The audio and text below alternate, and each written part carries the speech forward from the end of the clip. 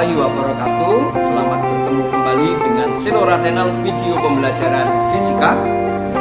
Pada kesempatan ini kita akan belajar tentang getaran gelombang. Getaran adalah gerakan dari A kemudian ke B titik setimbang, kemudian ke C, kemudian ke B, kemudian ke A lagi.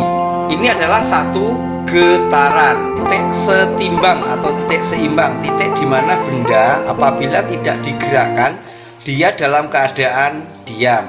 Getaran tidak tergantung pada massa benda, akan tetapi tergantung pada panjangnya tali. Panjang tali ini semakin panjang, maka periodenya akan semakin besar. Gelombang. Gelombang adalah getaran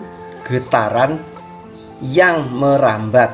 Jadi kalau kita ambil logika, misalkan ini ada pegas, kita beri beban, kemudian kita hubungkan dengan tali, kemudian ini kita gerakkan turun naik membuat getaran, maka getaran ini nanti akan merambat pada tali.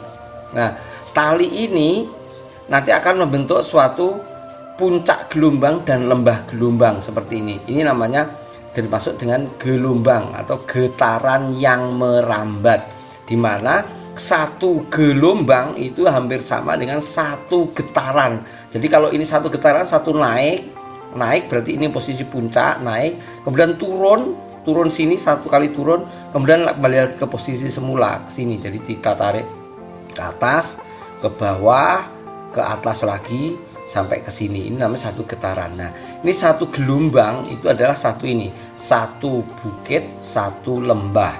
Ini namanya puncak bukit.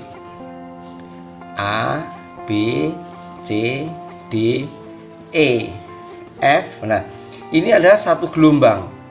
Satu gelombang itu satu bukit, satu lembah. Ini namanya puncak bukit, ini lembah atau titik lembah.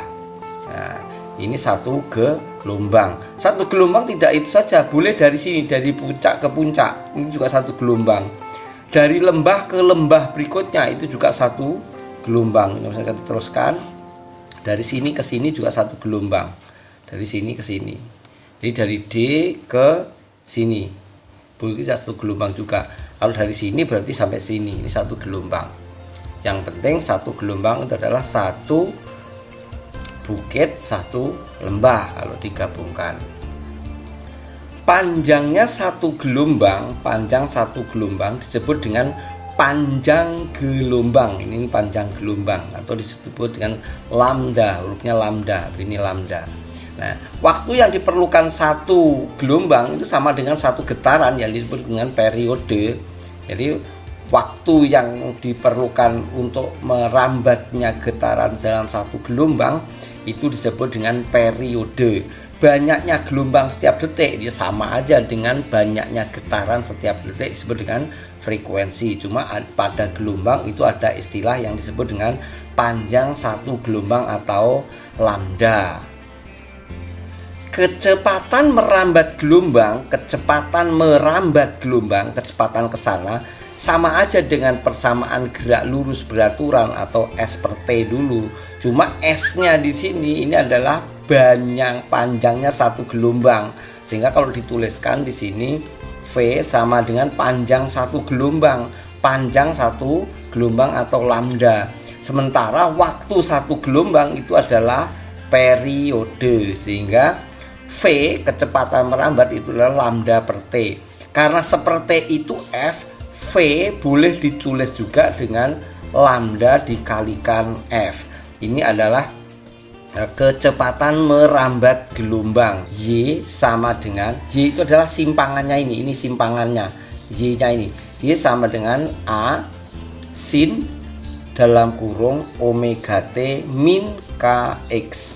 Dimana omega itu adalah 2πf seperti getaran tadi.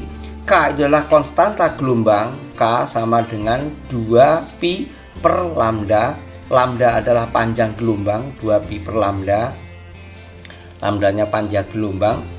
Nah, maka X itu adalah jarak titik di mana yang dimaksud. Misalkan pada titik sini, dari titik sumber gelombang dari sini berarti X-nya di sini, ini X pada jarak ini. Berapa sih simpangannya ini? Kecepatan getaran gelombang itu adalah turunan pertama dari persamaan simpangan atau dy per dt. Ini dipelajari pada pelajaran matematika diferensial. Maka V kecepatan adalah omega kali A kosinus omega T min Kx, dimana omega itu adalah 2πf atau 2π per T. Boleh juga ditulis 2π kali F kali A amplitude cos dalam kurung omega T min Kx. Ini adalah persamaan kecepatan getaran gelombang.